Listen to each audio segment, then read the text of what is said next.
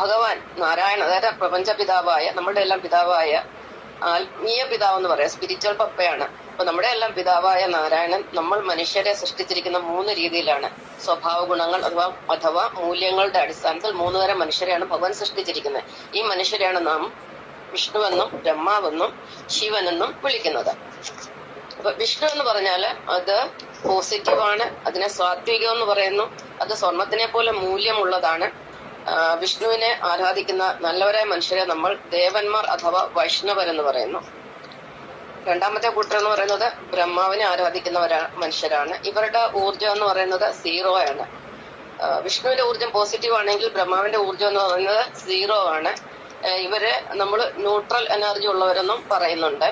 ഇവർ രാജസ സ്വഭാവം ഉള്ളവരാണ്. അതായത് സാധാരണ ഒരു പച്ചമനുഷ്യന്റെ സ്വഭാവമാണ് രാജസ സ്വഭാവം ഉള്ളവരാണ്. അതുപോലെ ഇവർ വെള്ളിക്ക് സമമാണ്. ഇവരെ നമ്മള് ബ്രഹ്മർ എന്ന് പറയുന്നു, അഥവാ മാനവർ എന്നും പറയുന്നു.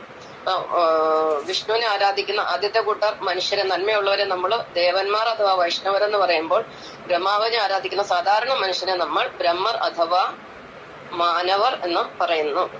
ഇനി മൂന്നാമത്തെ കൂട്ടർ എന്ന് പറയുന്നത്, ഭൂമിയിലെ മൂന്നാമത്തെ കൂട്ടരായിട്ടുള്ള മനുഷ്യർ എന്ന് പറയുന്നത് ശിവനെ ആരാധിക്കുന്നവരാണ്, ശിവന്മാരാണ്.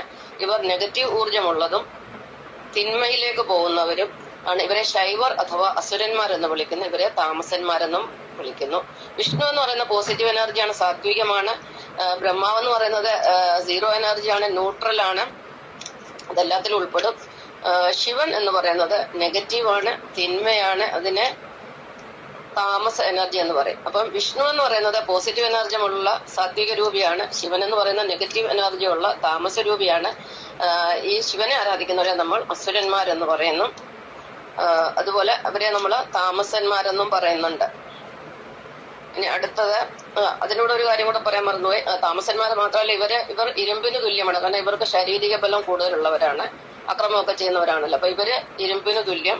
വൈഷ്ണവരെന്ന് പറയുന്നത് സ്വർണത്തിന് തുല്യം. ബ്രഹ്മരെന്ന് പറയുന്നത് വെള്ളിക്ക് തുല്യം. ശൈവർ എന്ന് പറയുന്നത് ഇരുമ്പിന് തുല്യം. അടുത്ത പോയിന്റ്, 4ാമത്തെ പോയിന്റ് എന്ന് പറയുന്നത്, നാം എല്ലാം മനുഷ്യരായ നമ്മൾ എല്ലാവരും, അത് ദേവനായിക്കോട്ടെ അസുരനായിക്കോട്ടെ മാനവനായിക്കോട്ടെ, എല്ലാവരും നാരായണൻ തന്നെയാണ്. എല്ലാവരും അടിസ്ഥാനപരമായിട്ട് നാരായണൻ തന്നെയാണ്. നമ്മൾ 2ആണ്, നമ്മൾ 3ആണെന്ന് പറഞ്ഞാലും നമ്മൾ ഓരോ വ്യക്തികളെ എടുത്ത് നോക്കിയാൽ നമ്മൾ 2ആയിട്ടാണ് ഇരിക്കുന്നത്. കാരണം നമ്മുടെ ഉള്ളിൽ ജീവനുണ്ട്, നമ്മൾക്ക് ശരീരമുണ്ട്. ജീവനും ശരീരവും പരസ്പരം ബന്ധപ്പെട്ടിരിക്കുന്നു. ജീവനിൽ നിന്നാണ് ശരീരം ഉണ്ടാകുന്നത്. അത് നമുക്കറിയാലോ, നമ്മളെല്ലാം ജനിച്ചിരിക്കുന്ന ഏകകോശത്തിൽ നിന്നാണ്. ആ ഏകകോശമായിരിക്കും നമ്മളുടെ ശരീരത്തിൽ ഇപ്പൊ ഏകദേശം 50